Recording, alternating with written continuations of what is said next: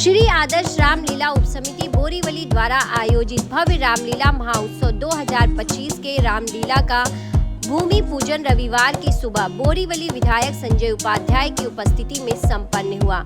यह भूमि पूजन विधि विधान से पूजा अर्चना के साथ यह भूमि पूजन संपन्न हुआ, जहां पर रामकृपाल उपाध्याय व अन्य लोग बड़ी संख्या में उपस्थित हुए। कई वर्षों से श्री आदर्श रामलीला उपसमिति रामलीला का आयोजन करते आ रहे हैं। यह रामलीला का आयोजन मुंबई के बोरीवली पश्चिम रामलीला मैदान में भव्य रूप से आयोजित होने जा रहा है, जिसकी शुरुआत 5 अक्टूबर से होगी और समाप्ति 15 अक्टूबर को। तो यह भव्य आयोजन को लेकर भूमि पूजन के दौरान उपस्थित विधायक संजय उपाध्याय, रामकृपाल उपाध्याय व अन्य उपस्थित लोगों ने मीडिया से बातचीत में क्या कुछ कहा, देखिए।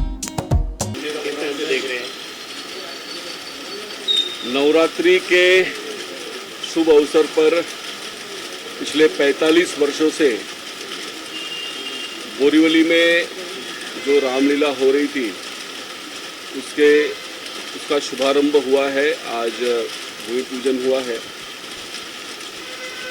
इतनी बरसात के बीच में भी अपने संकल्प को लेकर हमारे सभी इस रामलीला से जुड़े हुए ज्येष्ठ श्रेष्ठ पदाधिकारी यहाँ पर उपस्थित हैं।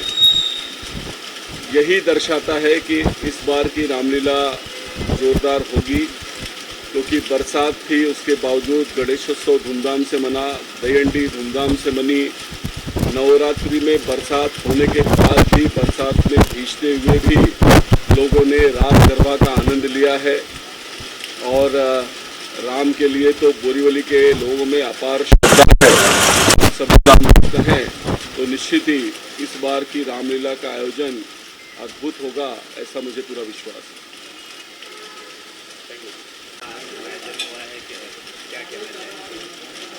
रामलीला का आयोजन पिछले 45वां साल है और राम जी की कृपा है। यहाँ पर रामलीला का भव्य आयोजन हम लोग दशहरे के बाद करते हैं।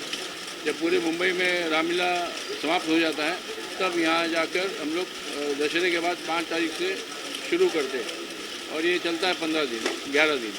इसलिए इसका महत्व ये है कि हमारे क्षेत्र में भी इसका धर्म का प्रचार प्रसार हो, सनातनीय लोग एक साथ में आए, यहाँ पर इकट्ठा हो और एक संकल्प लेके जाए कि अपने घर में भी इसी जैसे मर्यादा पुरुषोत्तम राम जी ने अपना चरित्र का वहन किया, उसी तरह से राम जी का चरित्र अपने हर घर में जाए और एक अच्छा आदर्श बेटा बनकर दिखाए, आदर्श पुत्र बनकर दिखाए। आदर्श पति के नाते भी उनका भी बहुत महत्वपूर्ण रोल है। इसलिए मैं चाहूँगा कि सभी लोग यहाँ पर आएँ, रामलीला मैदान में रामलीला मंचन देखें। नवरात्रि भी बहुत अच्छी चल रही है, उसके बारे में क्या कहना चाहिए? नवरात्रि, हाँ, नवरात्रि अच्छी चली है। हाँ, तो नवरात्रि बहुत बढ़िया ढंग से चल रहा है और पूरे धूमधाम से माँ के सारे भक्त लोग इकट्ठा होते हैं। माता जी का पूजन होता है, माता की चौकी लगती है, कई जगह लगती है और माता जी की बड़ी बड़ी मूर्तियाँ लगती है, पंडाल लगती है, सजती है। तो लोग बड़े उत्साह के साथ में ये पर्व मनाते हैं और ये महीना भी समझिए कि पर्व का ही है। गणेश चतुर्थी गया, दही हंडी का कार्यक्रम हुआ, नवरात्र का हुआ, अभी रामलीला का भी महत्व। इस तरह से नाना प्रकार के त्यौहार ये पूरे दिवाली तक ऐसे ही रहेगा। राम भक्त से क्या कहना चाहिए? राम भक्त ये कहेंगे कि देश में खुशहाली हो और देश में एक सभी सनातनियों का ये संकल्प है कि एक दिन यहाँ पर देश में हिंदू राष्ट्र घोषित हो, हम हिंदुस्तान में हिंदू राष्ट्र बनाकर ही छोड़े माने, यही हमारा एक संकल्प है।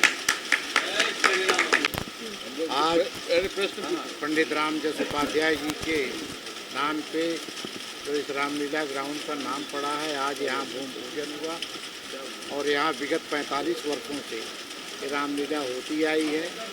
इस अवसर पे पंडित रामजस उपाध्याय जी को मैं नमन करता हूँ, क्योंकि जिस शान के साथ और जिस श्रद्धा के साथ वो यहाँ रामलीला करवाते थे और बोरीवली, दहीसर, कांदीवली के लोग बड़ी संख्या में आ करके यहाँ रामलीला को देखते थे, श्रवण करते थे और राम के आदर्श पे चलने का प्रयास करते थे।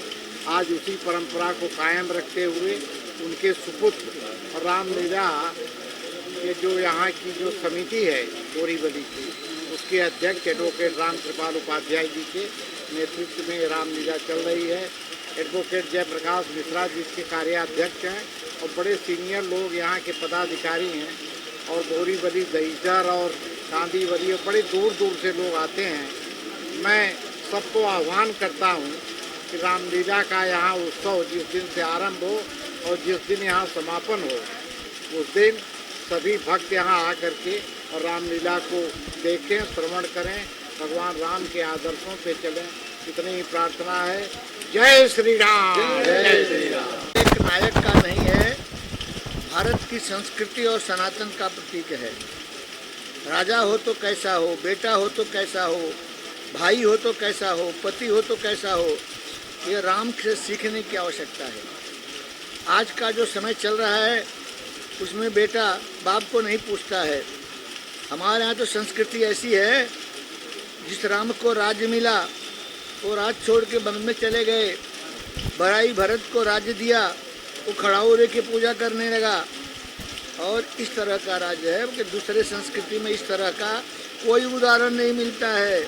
राजा दशरथ के 4 बेटे थे, शाहजहाँ के भी 4 बेटे थे। एक बेटे ने 3 भाई का कत्ल करके बाप को जेल में डाल दिया। ये उनकी संस्कृति है। और हमारी संस्कृति है परिवार के लिए, समाज के लिए सब कुछ न्यौछावर करना, त्याग की संस्कृति है।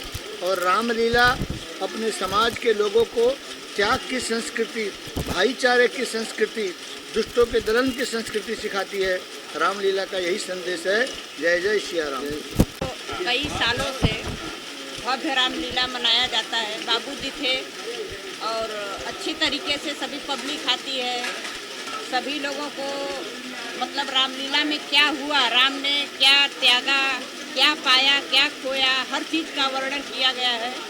इसी प्रकार से सभी महिलाएं, सभी बच्चे यहाँ पे आते हैं और उनका मतलब अच्छा चरित्र क्या है, क्या किया, क्या नहीं किया, वो सबके बारे में उनको जानकारी मिलती है। और सभी बच्चे अपने सनातनी धर्म को अपनाए हुए हैं और अच्छे तरीके से सब चल रही है हमारी पीढ़ी। और हमारे देश का मतलब उज्जवल भविष्य हो रहा है। और यहाँ पे तो मतलब सभी हमारे कार्यकर्ता भी आए हैं और भैया भी हैं। बाबूजी ने जो मतलब जो सपना पूरा किए थे अपना, वो सपना भैया ने पूरा किया है। और जब तक मतलब भैया का वो चलेगा तब तक ये रामलीला चलता रहेगा। जय जय श्री राम। जय श्री राम। जय श्री राम। जय श्री राम। हम सब सहयोगी मिलके भैया का सपोर्ट